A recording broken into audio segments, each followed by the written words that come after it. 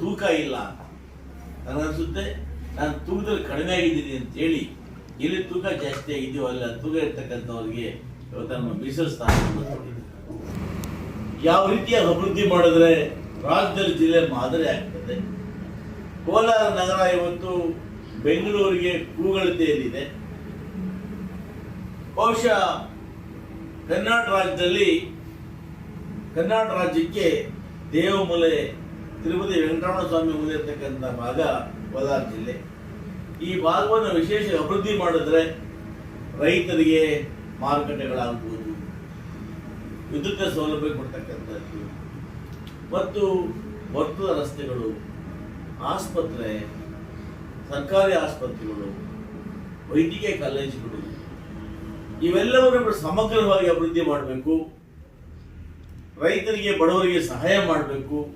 ಆ ನಿಟ್ಟಿನಲ್ಲಿ ಜಿಲ್ಲೆಯ ಎಲ್ಲ ಶಾಸಕರನ್ನ, ಎಲ್ಲ ಮುಖಂಡರನ್ನ, ಪಕ್ಷಾತೀತವಾಗಿ ಎಲ್ಲ ನಾಯಕರನ್ನು ಕೂಡ ವಿಶ್ವಾಸಕ್ಕೆ ತಗೊಂಡು ಅವರ ಮಾರ್ಗದರ್ಶನವನ್ನು ಪಡೆದು ವಿಶೇಷ ರೀತಿಯಲ್ಲಿ ಅಭಿವೃದ್ಧಿ ಮಾಡಬೇಕು ಅನ್ನೋ ಅಭಿಲಾಷೆಯನ್ನು ನಾನು ಇಟ್ಕೊಂಡಿದ್ದೆ. ನನಗೆ ಸಕಾರಾತ್ಮಕವಾಗಿ ಎಲ್ಲರೂ ಕೂಡ ಇಲ್ಲ ಜಿಲ್ಲೆಗೆ ಅವಕಾಶ ಕೊಡ್ತೇವೆ ಅನ್ನೋ ಮಾತನ್ನು ಹೇಳಿದ್ರು. ಜಿಲ್ಲೆಯ ಶಾಸಕರಾಗಿರ್ತಕ್ಕಂಥ ಸನ್ಮಿತರಾಗಿರ್ತಕ್ಕಂಥ ಮಾಲೂರಿನ ಕೆ.ವಿ. ನಂಜೇಗೌಡರು, ಕೋಲಾರ ಪತ್ತೂರು ಮಂಜುನಾಥ್ ಅವರು, ಹಾಗೆಯೇ ಎಂ.ಎಸ್. ಅನಿಲ್ ಕುಮಾರ್ ಅವರು ಮತ್ತು ಈ ನಜೀರ್ ಅಹಮದ್ ಅವರ ಆದಿಯಾಗಿ ಎಲ್ಲರೂ ಕೂಡ ಪತ್ರದ ಮುಖೇನ ಆಯ್ಕೆ ಮನವಿ ಕೊಟ್ಟಿದ್ರು.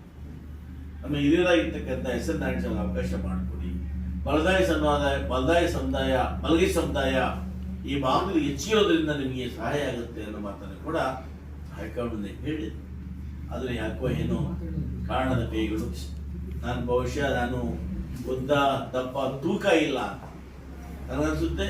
ನಾನು ತೂಕದಲ್ಲಿ ಕಡಿಮೆ ಆಗಿದ್ದೀನಿ ಅಂತೇಳಿ ಎಲ್ಲಿ ತೂಕ ಜಾಸ್ತಿ ಆಗಿದೆಯೋ ಅಲ್ಲ ತೂಕ ಇರ್ತಕ್ಕಂಥವ್ರಿಗೆ ಇವತ್ತು ನಮ್ಮ ಮೀಸಲು ಸ್ಥಾನವನ್ನು ಕೊಟ್ಟಿದ್ದೀವಿ.